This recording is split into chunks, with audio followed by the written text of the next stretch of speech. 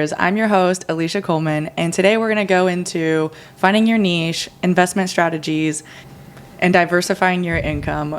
Today we have a seasoned expert, Solomon Floyd, who's going to go over all these topics, and let's just dive right into it. And I'm going to just ask right now, Solomon, you want to tell your story about how you got in the military and the background from there, and how you got into real estate from the military? Yeah, 100%. And thank you for having me. I appreciate it. So my story, as it begins, I was always the token black kid that was always like on the school websites. So I went to private schools, and I kind of used that as like my way to get in. It really helped me learn to like sell myself to people. And then even more importantly, to realize that they needed me more than I needed them. I could go to any private school, any boarding school, right? And then be like, oh, I get it. You just need another kid for your website. All right, well, if that's the case, then this is free. Like, I'm not paying to go to school here.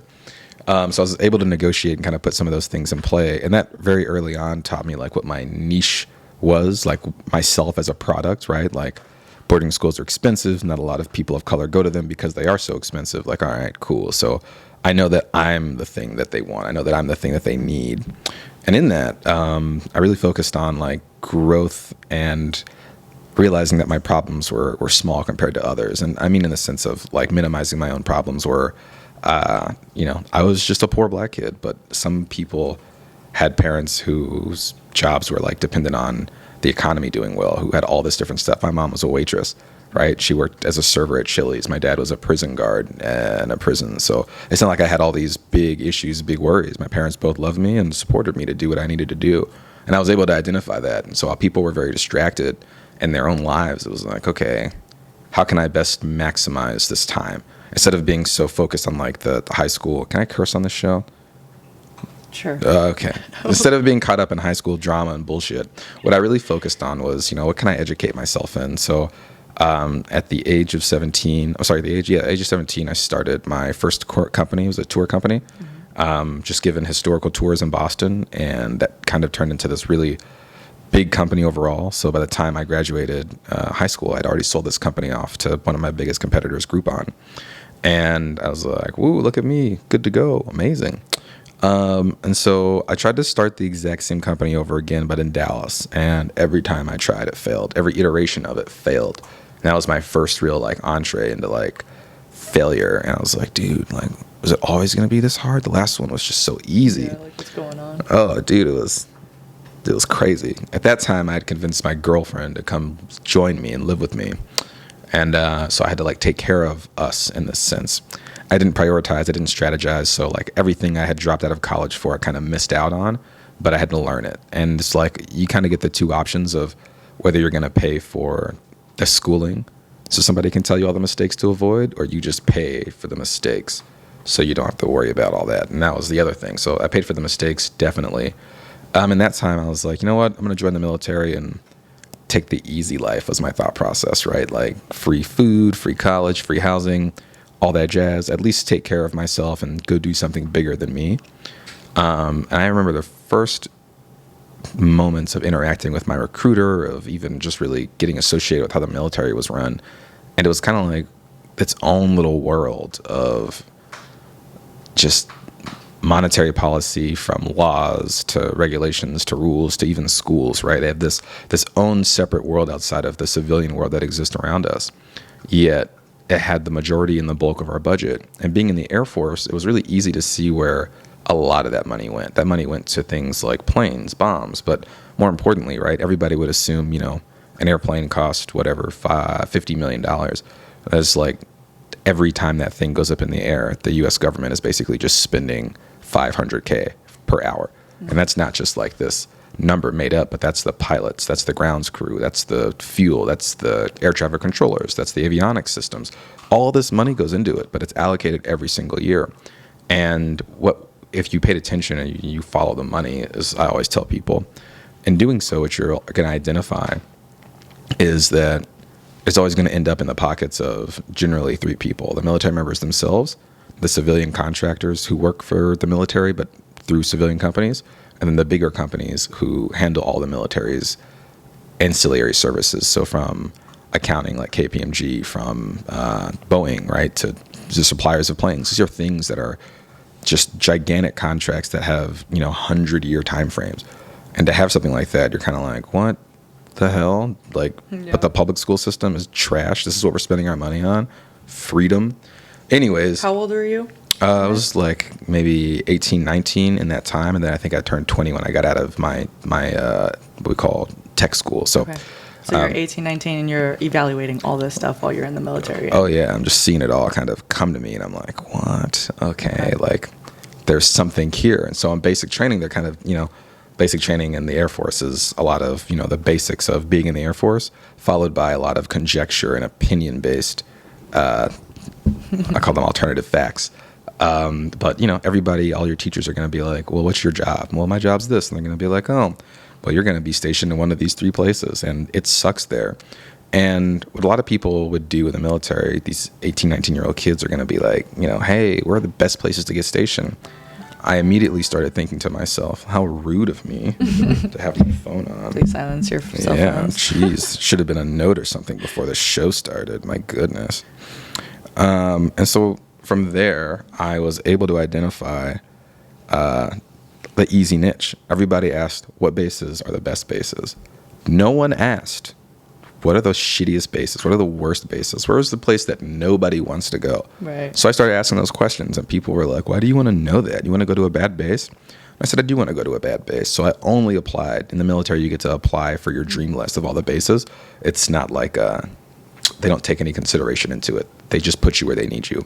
So you do it, it's kind of a waste of time because they're going to be like, we're going to send you wherever we want to send you. Yeah, And you're like, oh. you're just trying to find opportunity zones at this point. Yeah, exactly. Trying to go someplace that has something cool like Hawaii or like Spain. And a lot of the people have not traveled when they join the military. So getting out of the country or going someplace tropical on the list for everybody. Mm-hmm. Well, what I realized was, people would be like, man, I'm going to Minot, North Dakota, middle of nowhere, hours away from anything. And I just kind of start keeping in contact with people. Hey, what do you do on the weekends? What do you guys do for fun? And I started realizing that my friends and all these military members on these military bases were my market.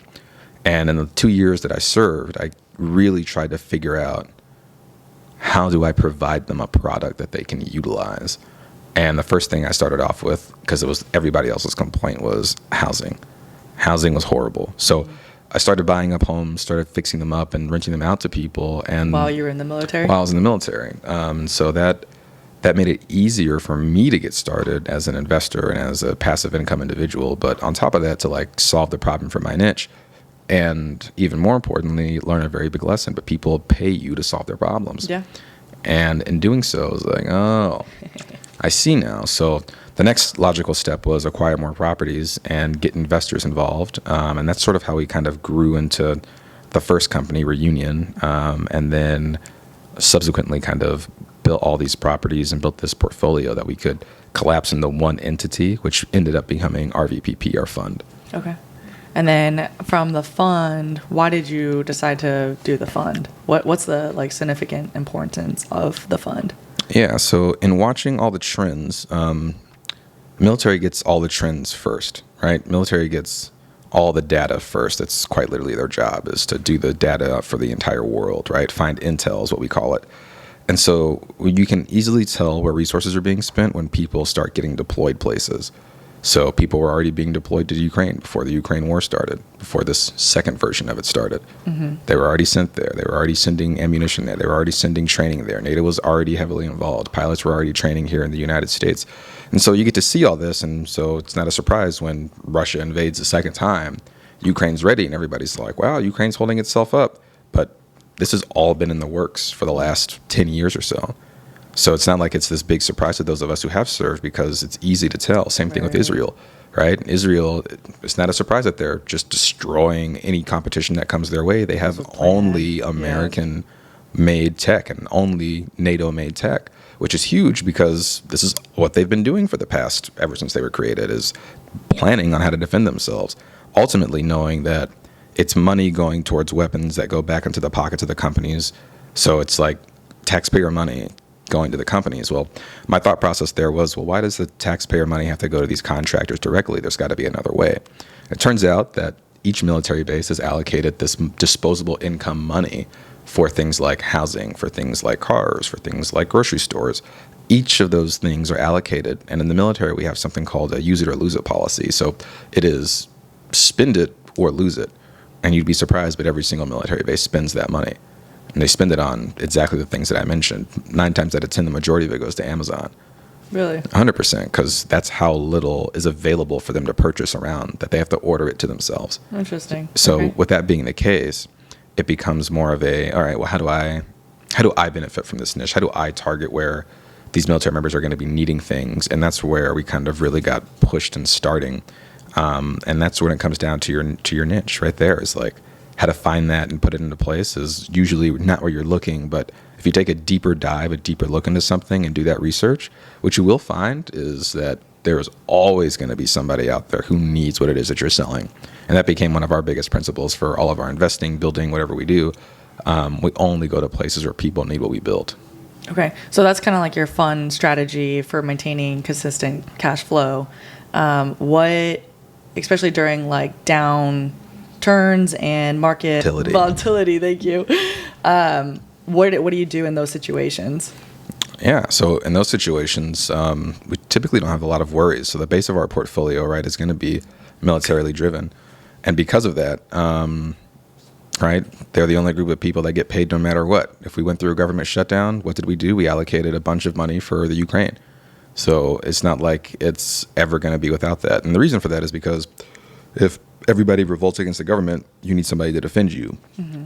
And you're going to want to make sure those people are paid, because you don't do it for free. They don't do it for free, yeah, no. There you go. So you need to make sure that your weapon systems stay online. And that means having a third-party contractor have to do all that stuff. And so downturns, I've been through kind of 2, but COVID, my military bases are in the middle of nowhere. So it wasn't like that was ever a big deal for us.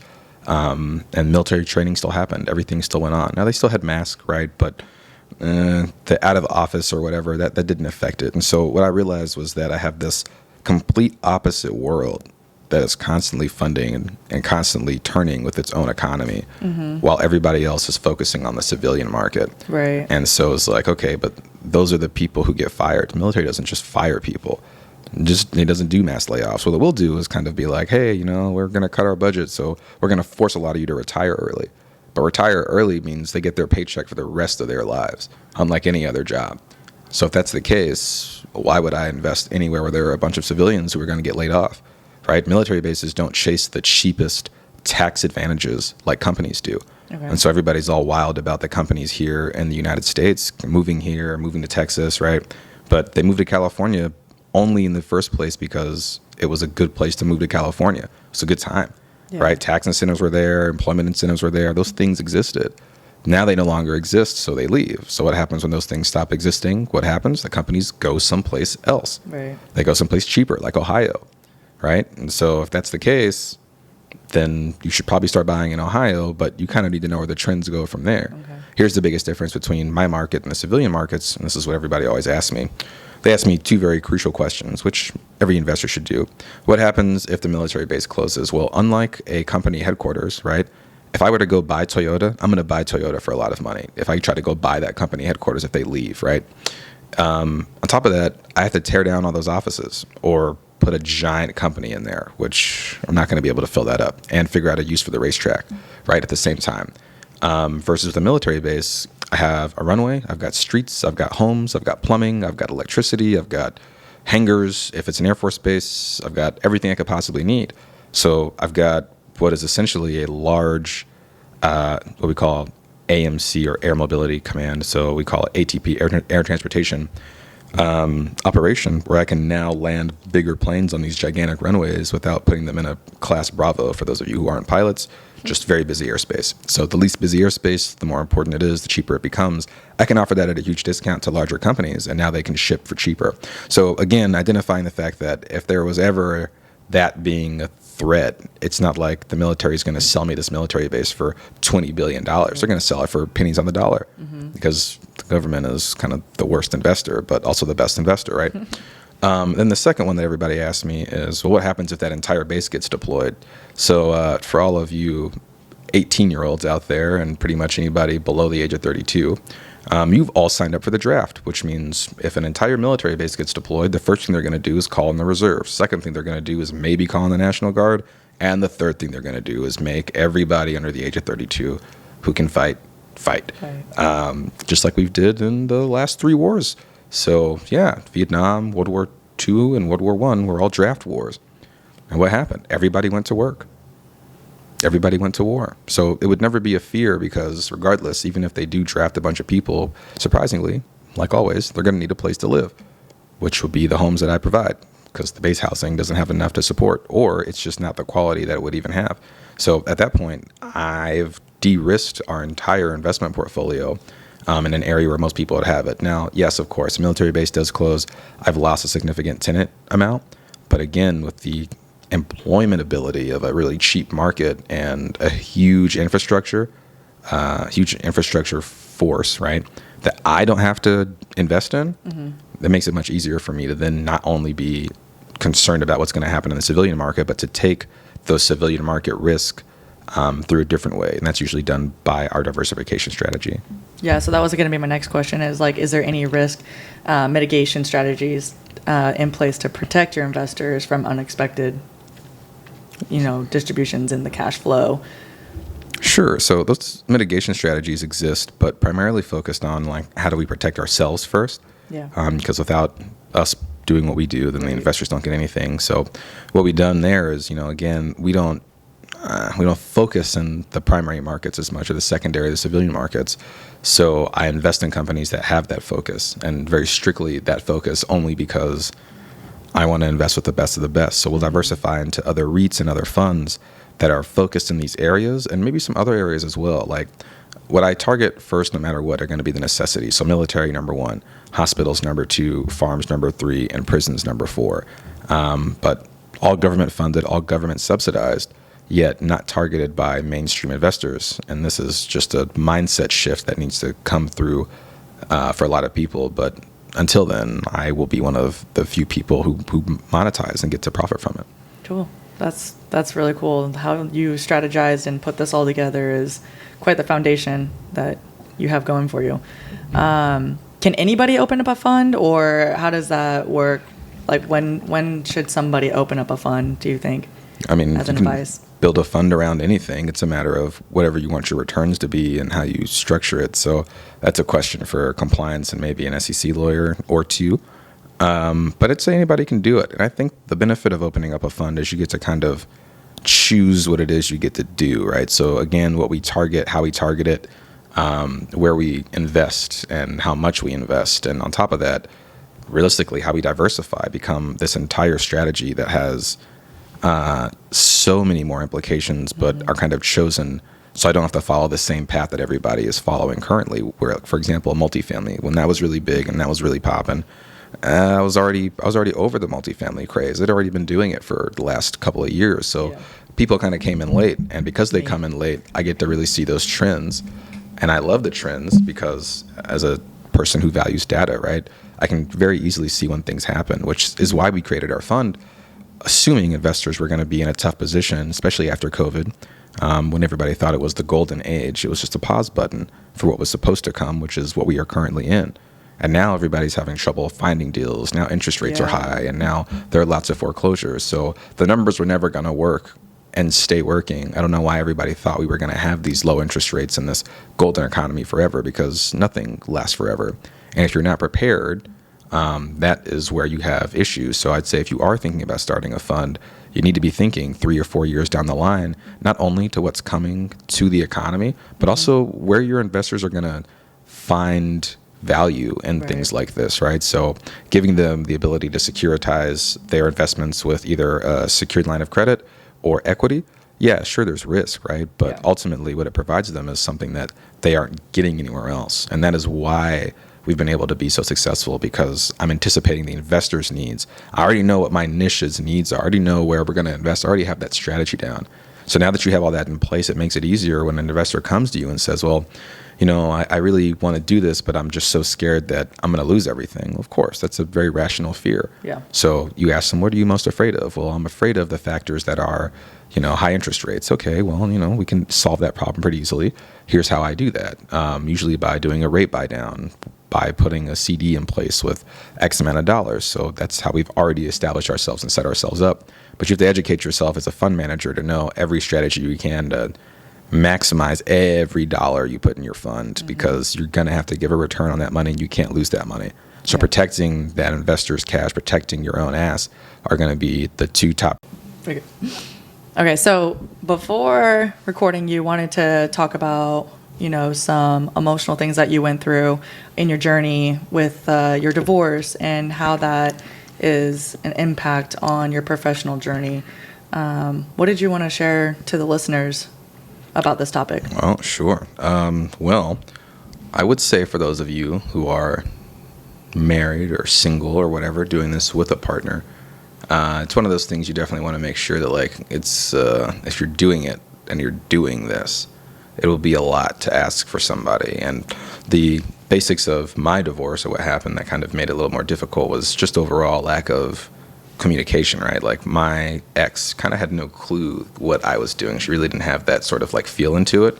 And so, when it happened, when she left, it was like, whoa, wait a minute, where'd this come from? I thought we were good to go.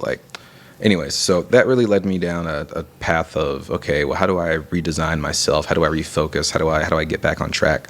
And I didn't even really have a service-oriented mission at the beginning. It was kind of, just happened to be that, but it was never touted, or I never really focused on how do I have this service-oriented mission to make sure that I only invest in people who need what it is that I serve. And that really became a thing over this last year, right, of just how do I focus on building something that is useful for everybody, and really honing in on that. And I'd say that's probably where it really came down on the emotional standpoint. And then I realized, wow, hold on, I don't have anybody to report to now, right? I don't have anybody to worry about being afraid. It's just me at this point. And that allowed me to take everything into overdrive a little bit more. It was probably my easiest way of coping and healing with work. I'll say that. That is probably the easiest way I do things. So I'll get lost in work because it is just so simple. And I love doing what I do. It's my passion, is what I do. So sometimes you will find yourself so enthralled in your passion that you may neglect a partner, or you may neglect partners. You don't really want to have that type of lifestyle. So what I would recommend is always take those moments. A 6 p.m. phone call is always going to be a thing you can do every single day, right? 6 o'clock, call somebody and just use that as your breath of fresh air. And that's one of the things that I've started doing, right, is finding those people to lean on, to have that sort of being pulled out of the work mindset moment and being calmed down so I can breathe. Because if I don't do that, I know that I can work for 7 days straight and not even think about anything else, not even be concerned about anything else, and just get on that track and kill it. And it's really good to become that level of like a business person, almost like an athlete, right? But I think where a lot of people miss that is their partner doesn't get to appreciate that as much. It's hard on a partner when it's long nights and no time to go watch a movie or go on a date or go do things that everybody wants to do. And that does create some sort of difference between you two where you can get disconnected. So you need to find those moments to build that connection. Again, like I said, 6 p.m. calls, right? If you do a 6 p.m. call with your partner, your best friend, your mom, your dad, whoever, this is going to help you just pull yourself out of work mode and kind of realize that there are so much bigger things that exist outside of just making lots of money. Don't get me wrong, making lots of money is fine, but if you don't have anyone to do anything with the money that you have made, it becomes really lonely. Yeah. And again, loneliness is nothing to be ashamed of or worried about. It's just more in the sense of finding that connection with people. You want to be able to find that connection, and I feel like I lost that when I had to really work my ass off last year, only because I was trying to solve multiple problems. But I lost a very big portion of myself over the last couple of years in building out these companies that I'm now kind of being reined back in and doing things that, I would have loved. As I always put it this way, it's kind of like you almost lose your inner child that way if you just focus on the things your adult life wants for itself. So sometimes you are going to need to spend that time nurturing the inner child. And again, that's doing things that help you grow, but also help you have fun. So for me, that's dancing. I took up dancing this year, so salsa, bachata, tango. Hey. Yeah, I know, man. Hey, shit, getting in there. Start doing a move right now. Yeah, I wish. There's not enough space in here with all this camera equipment. And then the other thing I started doing was writing poetry and reading poetry.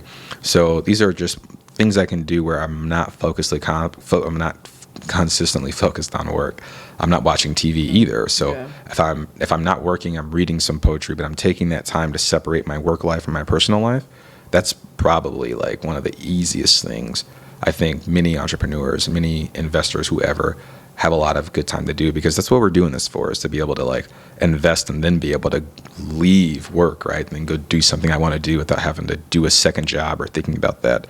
So that's like kind of the thing I preach is financial freedom. And it's funny because I had the financial freedom, but what I didn't realize was like there's time freedom, there's location freedom, there's passion freedom. There's so many forms of freedom out there besides just financial. And as I get to, you get to explore these other concepts of it.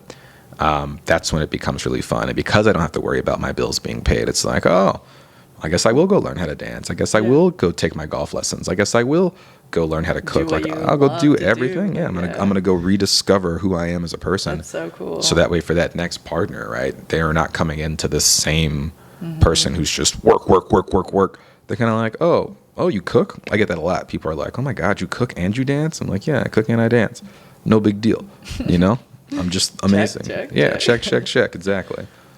So definitely find that time to like really connect with not only your inner self, your inner child, but with your partners and the people around you. And even if you have partners in your business, you got to find that time to just hit up a Topgolf or go bowling or something, whatever you guys do. Disconnect to reconnect. Yeah, disconnect to reconnect. 100%.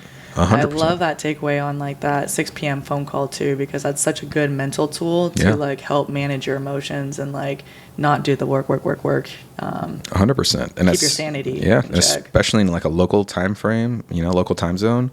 A lot of stuff ends at 6 o'clock, so I've got no one else to talk to but my best friend, but my mom, but my dad, where I can call him and be like, hey, just finished work. How was your day? Oh, it was good. And then talk about it, decompress, get it out of there, and then go for a walk or go get some ice cream or something. But take that like hour to not do anything work related. And what you're going to feel is you're going to make a choice between doing work or doing something creative. Now, depending on your jobs and deadlines, that may not always be the case, of course, but as often as you can make it the case, that consistency is where the importance of it really comes down to. Do you find yourself relating to a lot more people that have gone through a similar situation, or feel more prepared with speaking with high individuals gone through your experience? I guess so. I mean, it seems like more people I meet have already been divorced, so it's like, but I only hang out with 45-year-old individuals for the most part, so a lot of them have had first, second, and third marriages, and I'm trying not to be the guy who has a third marriage. A second one for sure, but not anytime soon. A third one. So you're not emotionally ready. Yeah, for all those listeners, he's not. I'm not. And for all the male listeners, I'm looking for new friends, and the female listeners. I'll take some female friends too. But ultimately, I mean, it just comes down to, do I relate more with people? Not necessarily. I'd say if anything, I relate more on the sense of just people who are going through things. I can kind of be a little bit more like sensitive to it, because my original thought in life is like, we're all going through shit, deal with it. Yeah. Right. But that's also a big part of it, right? Like my banks don't care that I got a divorce. They want their money on time. Yeah. My tenants don't care that I got a divorce. They want their properties fixed, right? Like my investors, as much as they care, don't care. Right. And it's not a thing that's concerning them. So, I talk about it openly to anybody who asks, which again is another portion of it. If you do have somebody, I've always found that vulnerability works out, but generally in my favor. I love being vulnerable with people. I love telling them like, hey, like I am going through some things. Yeah. And I've learned that is a really big tool for people to be like, wow, man, like, thank you for sharing. You're actually a real human. Yeah, exactly. Right. Like I like as big in life as I would appear to some other people, right? Especially new investors and seasoned investors. It's like, whoa, who's this guy? Like, no, I got my things. Like it's good and bad, right? I'm all the colors. Of course. Yeah, that's exactly it. I love that. Well, how did like you said that like you would channel into work? How did you channel your energy and emotions into your work? Well, for like a girl that's going through a divorce has probably a lot more emotions on the sense of like, so how do you Yeah. How did you prioritize your work with those emotions? Well, the options were go upstairs and cry or solve the problems. Work at the time had issues and it needed to be solved. If it didn't get solved, bad situation. So as much as I would have loved to have gone and been depressed, I just was depressed while I worked. Okay. I did my shit, but I worked. And so one of my favorite lines from Wolf of Wall Street, actually, is, listen, your girlfriend left you, get out there and fucking earn. Your pet died, get out there and fucking earn. Or I guess this whole thing is to pick up the phone. But regardless, shit's going bad in your life, great. Earn. Get on the fucking train and fucking earn, no matter what. And that's the mentality that I put into it. But again, that does not always work. I will say that it is great if you are single with 0 friends. But the moment you do that, you tell everybody, like, hey, listen, I'm disappearing for a while. Mm-hmm. And I didn't let people know. I just was like, oh, shit, I need to work. And people would be like, I haven't seen you in a while. I'd be like, dude, I'm going through all this stuff. And I'd realize that they had never heard me say anything like that before. And for me, I'm like, yeah, you didn't know? And of course they didn't know. They're not mind readers. They have no clue. No one's documenting this. And so it was huge for me to be like, oh, man, I should just start telling people what's going on. Yeah. And when I started telling people what was going on, it was like, oh, I didn't have to worry about them feeling judgmental. And I didn't tell them originally because I thought I would be judged. I thought I'd be like, oh, really? Oh, what'd you do? Oh, man, like, you piece of shit. And especially as a man, I couldn't even imagine, 100%. It's such a society thing to not share your emotions. And oh, yeah. Yeah. So the thought process was to open up and let people to know whether they wanted to be let in or not. That's on them. But it was very clear, and I made that incredibly clear to people as I met them, new investors. And what I would think what people would run away from me, they actually came and offered comfort and advice, which was the exact opposite. And so this is just to say that for those of you who are going through stuff, I think, if you take a step out of what you're going through and open up your mind to not just be focused on like, I'm going through this thing, you need to definitely be able to take a step out and maybe go talk to somebody, just a random person at a bar, and tell them what you're going through. And they're going to tell you one or two things like, oh, shit, man, that's tough. Or they're going to give you some kindly advice or whatever, but at the very least, it's someone you can talk to something about. Yeah. And you always want to be able to have that person. My ex-wife was not that person to talk with things about. My therapist, my coach, my friends, and my family members became that source for me. And that was huge, like a sanctuary almost for me to just, I could tell them any and everything, no matter how bad, no matter how big I made it in my mind, and even I would suggest for those of you who would talk to your parents about things, put that caveat in there, like, hey, listen, I'm going to talk to you. What I don't want is judgment. And this is just me getting something off of my chest so I can just not live with it in my head. Yeah. And I think that caveat really helps, because if you leave it open, people will judge. Yeah. So you got to be like, listen, I'm going to speak to you for a second. I want 0 judgment.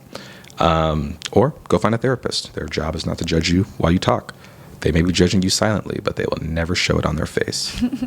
Did you ever get into did you fall into any bad vices like drinking or anything that was destructive? Oh yeah, on your journey a little bit. Several. And what was your goal of getting out of that? Well, before the divorce, lots of drinking. After the divorce, a lot more drinking. Mm-hmm. And realistically, I don't want to say I was an alcoholic, but I just drank. And I didn't realize what I was drinking. I smoked a lot of weed, and I was like, I'm doing all this just because it's something I've always done. It's really the habit I got into for that year or so. I would find myself, and my coach really gave me a good trick for this, but the acronym I think is HALT, whether it's you're hungry, angry, lonely, or tired. And he'd be like, before you take a drink of anything, before you even order something, I want you to ask yourself this question, right? Am I hungry? Well, then I probably don't need alcohol. I may just want sugar or something to eat. So I'm going to eat before I make that decision. Yeah, you just want carbs, right? You need something that your body's like, I need something, and whatever is readily available, I'm after. And I'm one of those people who will drink my feelings, not necessarily alcohol, but if I'm feeling anxious and excited, I'll order a Dr. Pepper. I love Dr. Pepper. And I think from there, even alcohol is such a readily available thing as an adult. I think that's kind of where a lot of us go, to the point where it's like, I could just go get a Dr. Pepper or Topo Chico. I just want something that's got a little something to it other than water. And that makes my life much easier to have that acronym in my life. So before I even sit down at a restaurant, I don't even look at the drink menu anymore. I kind of look at like, what are their sodas? What are their juices? And you have to change some of that. Mocktails. Yeah, exactly. And I'll ask for like version stuff just so I can have something sweet. And if that satiates me, then I know I wasn't in the mood for alcohol, Right. which is often the case, right? Same thing with marijuana. Like if I would have the urge to wake and bake, get up and smoke, I'd be like, no. Like, why would I be doing this right now? Same thing goes with coffee, right? It's one of those things. So my journey away from stimulants has really come from the fact that it's like, okay, but these are just things I've done out of habit. These aren't things that I truly want. Right. This is just a thing I'm doing because I've Socially, done or it forever. like, emotionally. Yeah, exactly. Especially on the emotional side, it was like, well, I got really good at making Manhattans. Numbing it. Yeah. You didn't have to deal with it. I mean, at the end of the day, I didn't have that 6 p.m., right? So I didn't have anybody I thought I could talk to. I didn't have any of that. And so my thought process was like, well, just watch TV, drink 3 Manhattans in a row, and then go to bed, wake up, and start work and do it all again tomorrow morning. And do that every single day. And I didn't even realize the pattern it was in until I stepped away from it and really focused on doing what my recovery was, which was I just went into the mountains of Colorado and was like, all right, we're done with alcohol for a while. We'll just stick with weed. And even then, I was like, I'm doing this a lot. Like, do I want to be doing this much? Answer was no. So how do we solve that? Okay, well, let's give ourselves work to do in the morning. Let's give ourselves goals. Let's start setting new things to accomplish for ourselves, because that's how I'm driven, goal oriented. Yeah, same. And it was like, yeah, right. Like I can't do these things if I'm high all the time. I can't do them if I'm drinking at 3 p.m. because that's the end of my day, right? Like, well, if my goal is to raise 7 million, I need to be out there meeting people. So after the work, boom, we're out there meeting. All right. After the meetings, what are we doing? We're following up. Cool. All right. After the follow-ups, we're going to go meet more people, follow up with them, and start Just building. a cycle and that's it. keeping your pipeline fresh. I think about it as like a cycle of momentum. You've probably heard me say this, but entrepreneurship is like trying to push a big boulder up a hill. And once you get to the top of the hill, it's great. And then you send it down the hill and you watch it and it's perfect. What's going to happen is there's going to be another hill. And depending on how much momentum you build, right, the boulder is the momentum, but it can be heavy or it can be light. The heavier the boulder, the more likely it is to carry itself over all those hills, right? But you have to keep adding more weight to that boulder. You have to keep pushing it. You have to keep moving it. There's never a time where you're not moving this thing, right? And again, the times where you're not moving it, that's where you recover. That's where you re-strategize. That's where you remarket, because that way it flows right down again and it should go right back up. When that doesn't happen, it comes right back down to the lowest point, like it always does. Back up you go, and then down again. I like that. I love That's that. all it is. Yeah, Yep. that was great. Yep.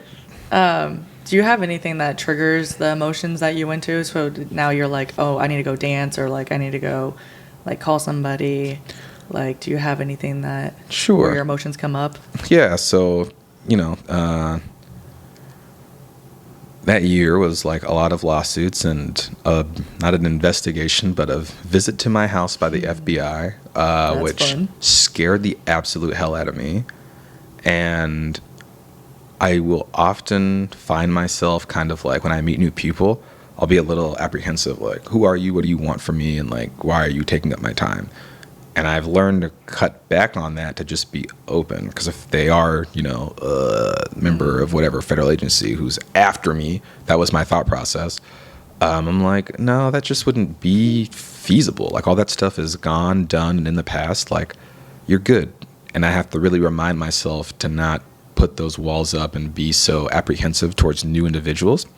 And again, in not being so apprehensive and kind of going towards my old routes of being welcoming towards everybody, I've met new friends, I've met new investors, I've been, again, very open and honest, and I will very clearly be like, hey man, I went through this thing last year, you're gonna have to forgive me, I may be a little apprehensive. And they're gonna be like, all right, thank you for sharing. Like, thank you for sharing that. Now I can, let's talk about that. Yeah. And then we talk about it and it's like, oh, good. Well, now I can feel less apprehensive. They have the context of what happened, so I can feel better about everything. And it's not really about living in the past, but it is like a little bit of a PTSD that comes up where like oh man, oh whoa, like that I don't like. And that is like a thing where maybe I'll feel triggered in the sense of like, I may shut down, or I may leave, or I may want to order alcohol so I can relax my senses. But I think realistically, what I've been doing is just go to the bathroom, wash my hands, breathe, like look at myself in the mirror and be like, why would this person be doing something bad for you? Like, this is just a person you just met in a bar. So chill. That is a much better feeling than anything else, to be able to kind of calm yourself down without the need for the outside. But that is a lot of work that goes with that. It's not just a thing that happens overnight.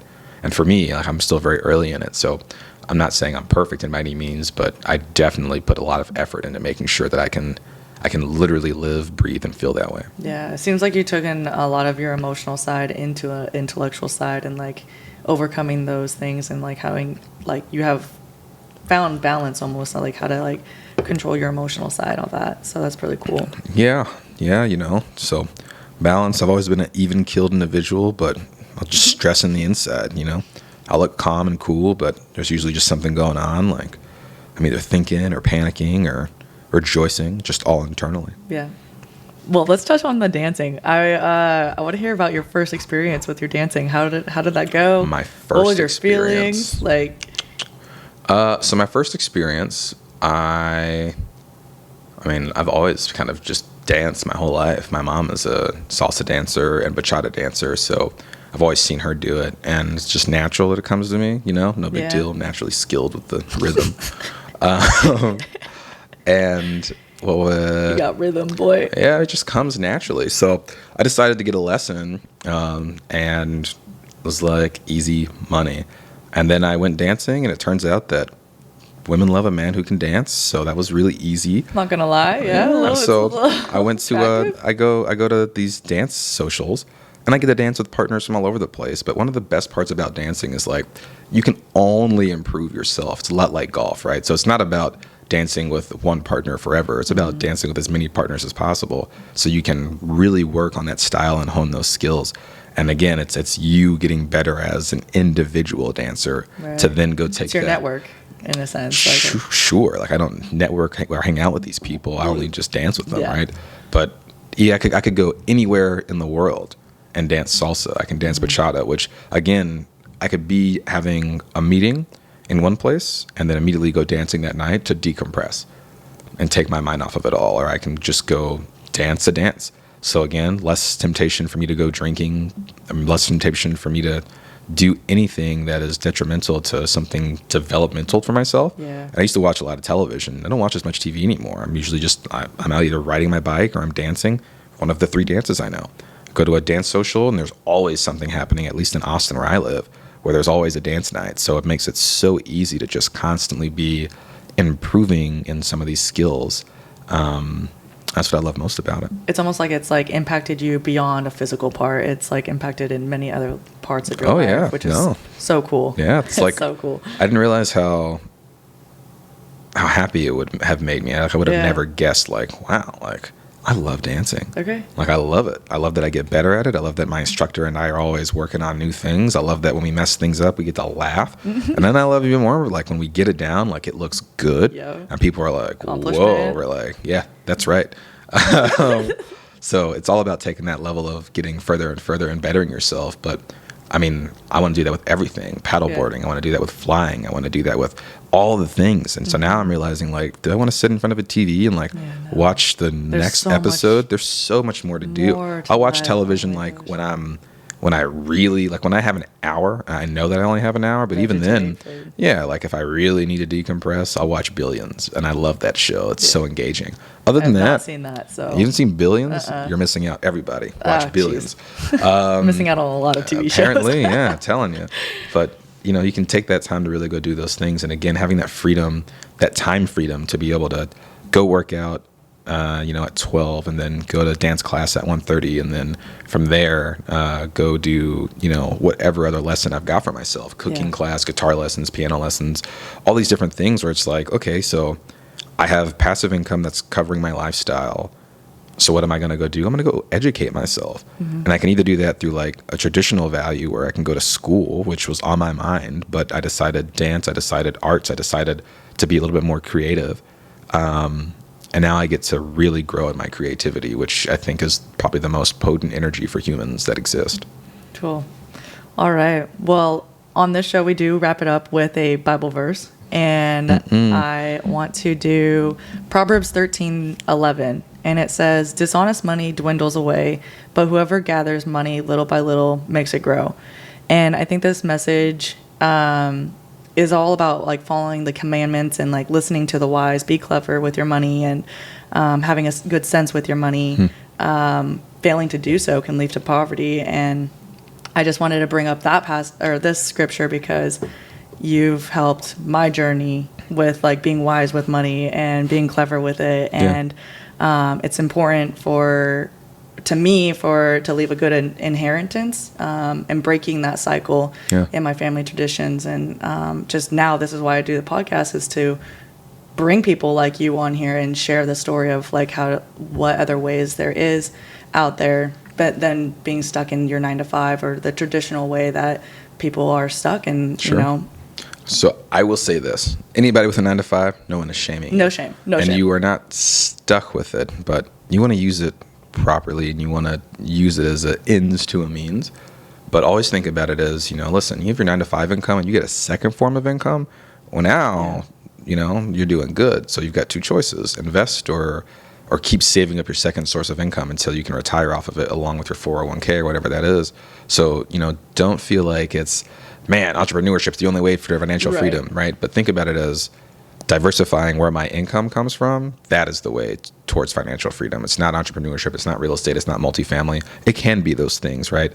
But the risk-free version of it, the less risky version of it, is just diversifying where your income comes from. And that is what Alicia is talking about. I love that perspective. Thank you for touching on that. 100%. It's awesome. 100%. Everybody tries to vilify the 9 to 5, but it's like, I sometimes would love a job, but sometimes it's like, I don't need one. If I ever found one that I enjoyed, 100%. But now, I'm about to start my nonprofit foundation, which will be several nonprofits and one organization that help grow this country, that help grow this world, and really put people back to work is the whole focus of it. But that is going to be my new job. While the rest of everything else takes off and grows, that will be what my job becomes, is running my nonprofit and assuring that things happen positively for change through the actions of multiple people put together. But the partners we're doing it with and the people we're doing it with, we're going to make some really amazing things happen. It's going to be fantastic. I love that. You're always innovating. Always. Like the adding value into your community and around you. You're awesome. Thank you so much for coming all the way from Austin to Dallas and being on the show. Yeah, thanks for having me. Where can people find you and follow you? Yeah, so that's going to be at WiseGuyREI on YouTube. And then Instagram, it's just my name, Solomon Floyd. And then if you really want to learn more about, how to diversify your income and how to really make sure you're maximizing every penny you make, then you can always book a time with me at booksolomonfloyd.com. I'd be happy to walk you guys through any questions you have or any strategies you're contemplating and try to figure out, where the pros or the cons, and help you make an actionable decision by the end of our phone call. Yeah. And if you're in Texas, you do host the SCAR and real estate events too, as well. And that's growing in different areas too in Texas. Yeah. So if you guys want to get more connected, there is our YouTube page, my YouTube page, at WiseGuyREI. There's also our Discord page on there as well. And you'll find all the links to the social stuff if you want to follow me there. At the very least, you can ask me any questions you have. Awesome. Cool. I love it. Thank you, everyone who is listening and watching this show, for supporting us. And let's help grow this community by liking, subscribing, all that jazz, maybe a review. Tell us what you like, what you want to see more of, and have a great day. Absolutely. And also, don't forget to tell them what you don't like. That's also a part of it, too. Yeah. Thank you. Yeah, absolutely. We'll take it. No one ever says that on their podcast or YouTube. They're like, tell me what you like. But there's never a space for what you didn't like. Yeah, I'll take it. I'll take all the comments. See, Rainier agrees. Cool. All right. Have a great one. Bye. Peace. Thank you so much again for joining Unleash Gold Diggers. Now let's stop pleasing society and unleash from poverty. Time to go get wealthy quietly. Get on your knees and praise your fatherly. And go dig those goals. Let's go.